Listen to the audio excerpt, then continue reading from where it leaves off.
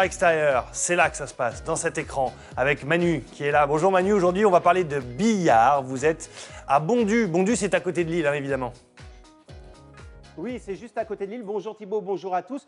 On est chez les Billards Toulet, une entreprise de 1857 qui a fêté ses 160 ans.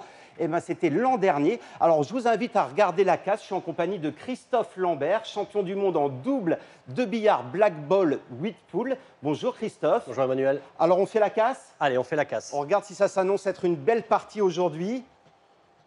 Alors, sachez que ce n'est pas une science exacte, la casse, mais ça s'y rapproche. Voilà, vous n'avez pas rentré de boule. Est-ce que ça s'annonce bien? Est-ce que les billes sont bien placées? Le jeu est convenable. Il y a la possibilité d'aller au bout de fermer cette table, oui.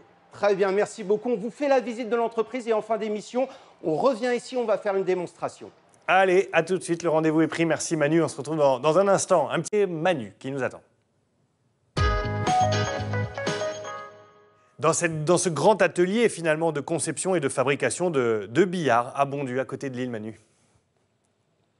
Oui, exactement Thibault. Là, on est dans la menuiserie. Alors, c'est là qu'on travaille le bois. Avant, je voulais vous parler en compagnie de Marc Alain, de l'ardoise et du métal qui sert à la structure du billard. Bonjour Marc Alain. Bonjour Emmanuel. Alors tout à fait. Un billard, c'est très similaire à un piano. Pourquoi c'est similaire à un piano? Parce qu'il y a une structure. On pourrait avoir une structure en bois, mais on a aussi surtout une structure en métal. Le but du jeu, c'est que le billard ne bouge pas dans le temps.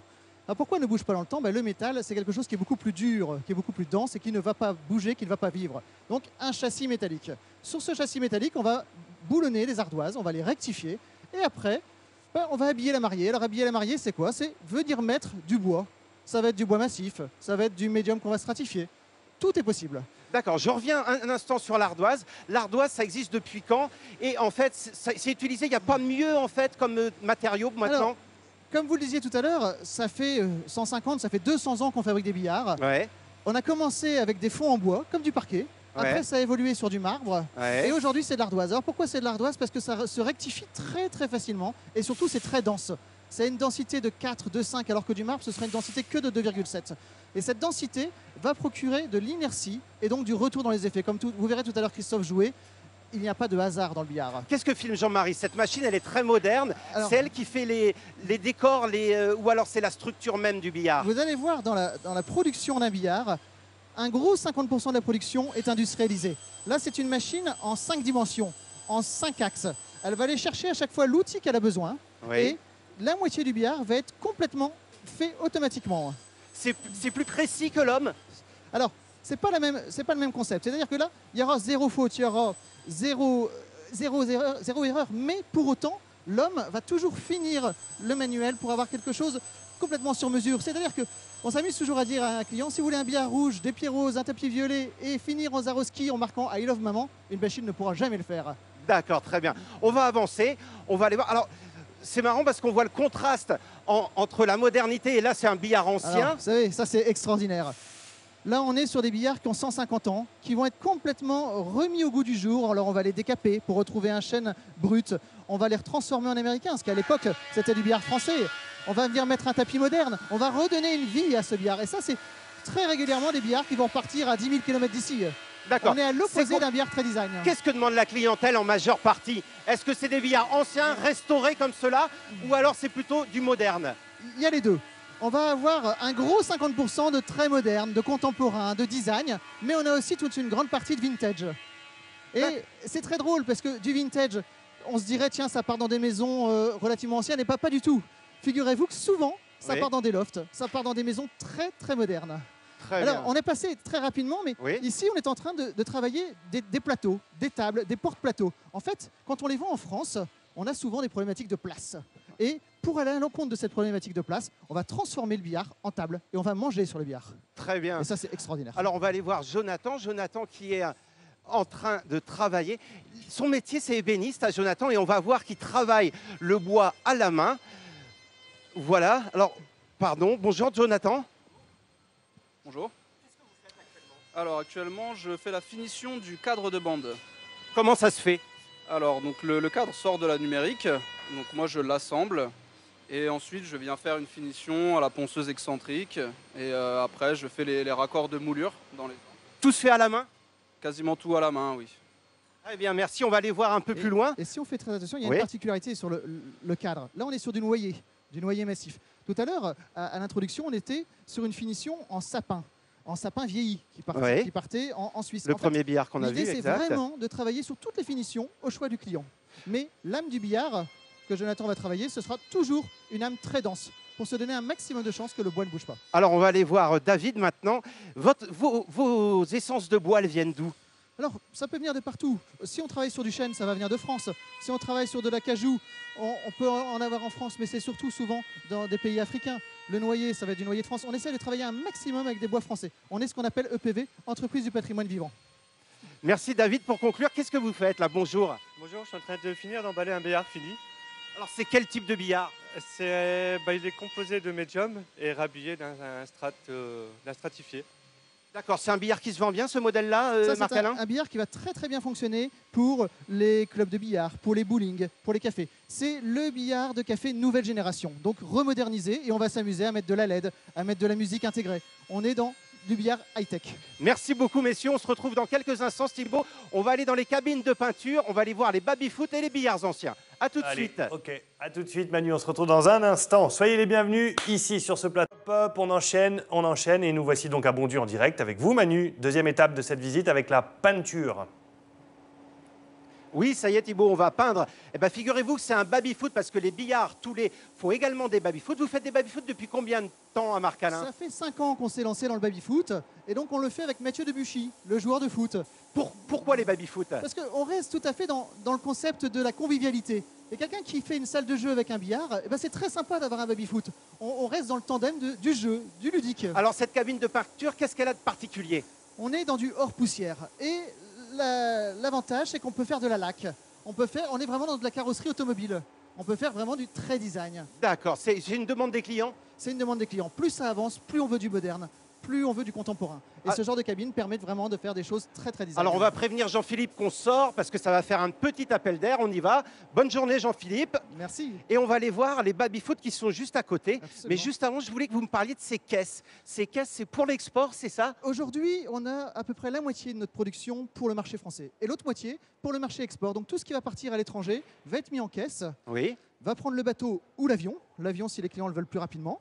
C'est expédié et de là, on envoie notre installateur qui va faire l'installation automatiquement. À l'export, c'est où? Les États-Unis? On va aller Alors, par on a en ici, effet Jean-Marie. un gros marché pour le marché américain, mais Oui. après, on a aussi les Émirats arabes, donc Oui. Dubaï, Abu Dhabi et autres. Mais si on va pas si loin, vous allez en Suisse, par exemple. La Suisse est un petit pays, mais très demandeur. Vous produisez à quelle échelle? Combien de billards par an? Combien On va Pardon, faire, combien de à, billards peu par an? près, à peu près 600-700 billards par an et à peu près 300-400 baby-foot.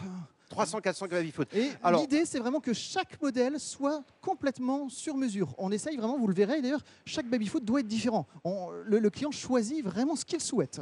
Bonjour Jean-Baptiste. Bonjour. C'est une des difficultés, ça, de répondre précisément à la demande des clients? Bah oui, tout à fait, parce que chaque baby-foot va être différent. Il va se ressembler, mais chaque client va vouloir un fond de jeu gris. Là, on a un fond de jeu blanc, un traçage blanc, un traçage noir. Et donc, chaque baby va être différent. Donc, c'est faire attention que chaque demande du client soit respectée. C'est plutôt des babys modernes, j'imagine, on le voit là sur les images. Alors montrez-nous les caractéristiques techniques de ce baby-foot. Là, par exemple, sur celui-là, on a la couleur dans le fond de jeu. Donc, on peut changer en rose, toutes les couleurs qu'on veut, ainsi que le scoring électronique. Donc, manuellement, ou alors sinon, on peut mettre une balle dans le fond, dans le baby-foot, et le point va se marquer tout seul. Très bien, merci beaucoup Jean-Baptiste, on va continuer la visite. Et alors ça pourrait aller beaucoup plus loin. Oui. Si le client veut la holla des supporters, on va mettre la holla des supporters. S'il veut téléphoner en jouant, il va téléphoner en jouant. Et ainsi de suite. Mais ça peut aussi être du beaucoup plus vintage. On va avoir des baby-foot anciens qui ont 50 ans. On s'amuse, on s'amuse. On est dans un domaine de rêve. C'est Alors, un vraiment mot le sur but ce du qui est jeu. en train de se faire ici. Alors, vous voyez, ça sort de la cabine de peinture. Et on Donc est... là, c'est très moderne. Hein. Voilà, alors c'est très Bonjour. drôle. Vous allez voir dans 2 minutes du très vintage et là on est dans du très design. Là, si je ne m'abuse, André, c'est un billard qui va partir aux États-Unis. Celui-là, tu vas le livrer la semaine prochaine en Californie. Hein. Bonjour. Oui, c'est ça. Donc, alors, je pars la semaine prochaine à Los Angeles pour faire le montage de ce billard-là. Donc, le but, ça va être de le terminer aujourd'hui, de le mettre en caisse aujourd'hui et qu'il puisse partir en caisse de transport demain pour arriver justement la semaine prochaine aux États-Unis. Vous êtes installateur. Comment dire, le défaut principal, par exemple, c'est la planéité qu'il faut bien vérifier chez le client. Toujours un rodage parfait, un niveau parfait pour avoir vraiment une qualité de jeu qui soit optimale et que tout soit vraiment parfait sur ce billard. Très bien, bon voyage en Californie. On va terminer par une image. Alors, ce sont des billards restaurés, des billards anciens. Et là, on change encore de monde. On est totalement à l'opposé de ce qu'on vient de voir. Là, on a 150 ans, on a 200 ans d'histoire. Et alors, on a tous les styles. Là, on travaille sur du Napoléon III. Juste derrière, on va travailler sur de l'Art déco. On pourrait avoir du Charles X. L'idée, c'est on retrouve toute notre histoire. Alors ça correspond à quelle demande, à quel client? Alors, énormément l'Australie. L'Australie achète de l'histoire française. Et ça, c'est beau, c'est extraordinaire. Et on va pas se mentir, nous, on s'éclate quand on fait ça. On fait vraiment notre métier premier, de l'ébénisterie pure. Alors, un petit peu ce qu'on s'est dit tout à l'heure. On va les décaper, on va les retransformer en américains. Et là, c'est vraiment au choix du client. Alors, c'est un peu frustrant quand Dubaï nous demande de le peindre en or, mais pourquoi pas? C'est au choix du client. Très bien, merci beaucoup Marc-Alain. On va se retrouver dans quelques instants. On va aller retrouver Christophe Lambert qui nous a fait l'amitié d'être présent aujourd'hui. Il est consultant, il est contrôleur qualité des billards Toulet et il est accessoirement champion du monde de billard en double. A tout de suite. A tout de suite Manu, ça bouge chez vous, votre interlocuteur. Vous arrivez à le tenir un peu, vous arrivez à le contrôler parce qu'il est bavard, hein? Ah oui, mais il est très excité, Marc-Alain, mais il est passionné, c'est ça qui fait son charme. On est dans un monde de rêve. Merci beaucoup Manu, on se retrouve dans un instant. On va parler du bâtiment maintenant. À Bondu, donc, dans les faubourgs de Lille, Manu, on continue cette visite incroyable avec du baby-foot, du billard, et là, une démonstration qu'on attend avec impatience, évidemment. Attention au tapis, hein. Attention au tapis. Bon.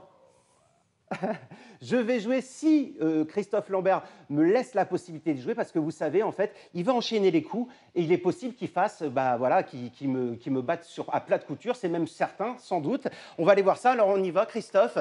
Alors, vous commencez comment?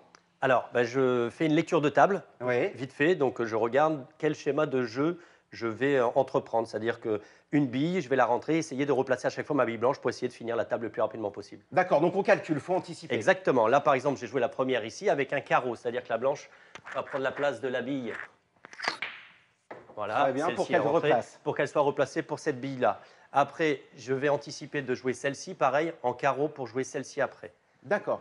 C'est difficile à faire un carreau au billard? Alors, c'est milieu de bille et un petit coup de queue sec. Tac.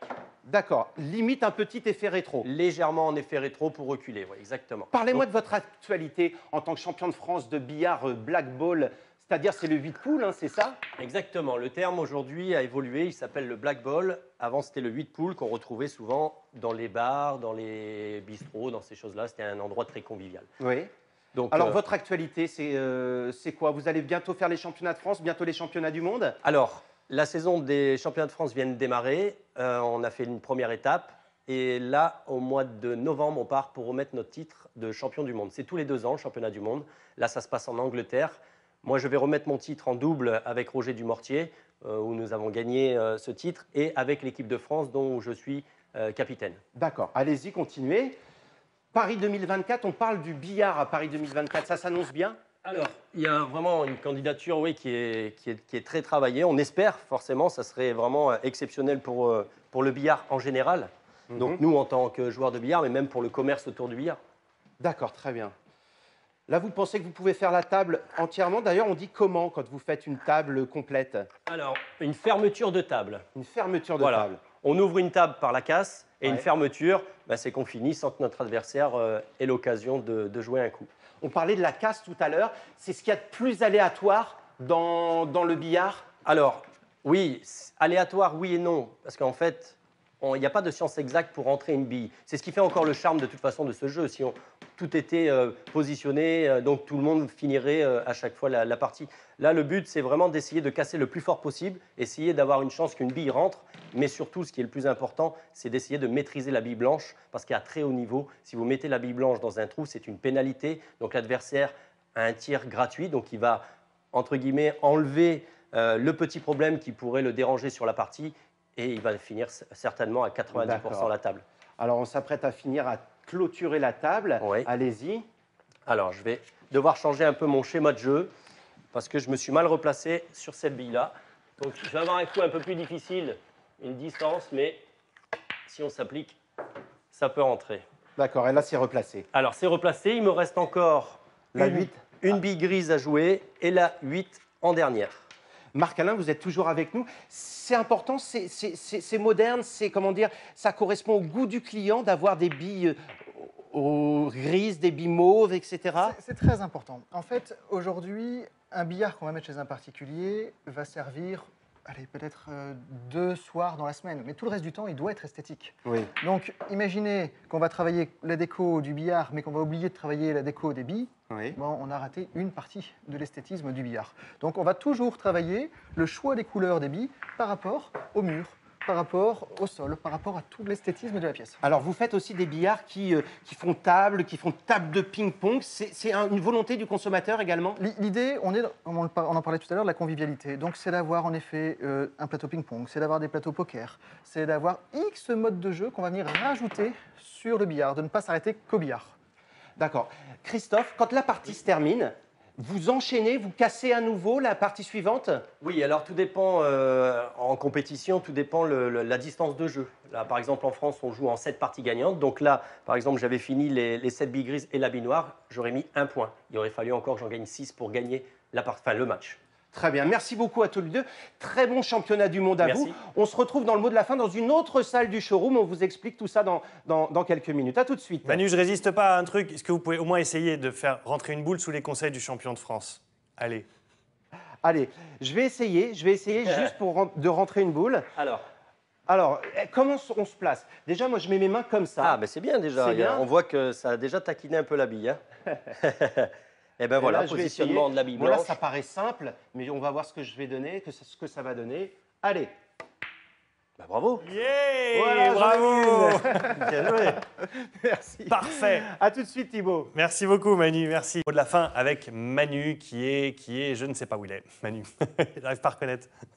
On est à côté, juste à côté des billards, Thibaut. On est dans le showroom, dans l'espace des baby-foot, pardon. Je suis toujours en compagnie de Marc Alain. Marc Alain, vous avez souhaité innover. C'est important, pour vous, l'innovation dans votre entreprise? C'est vital, c'est vital. Je pense qu'en continu, dans une société, il faut innover. En continu, il faut se remettre en question.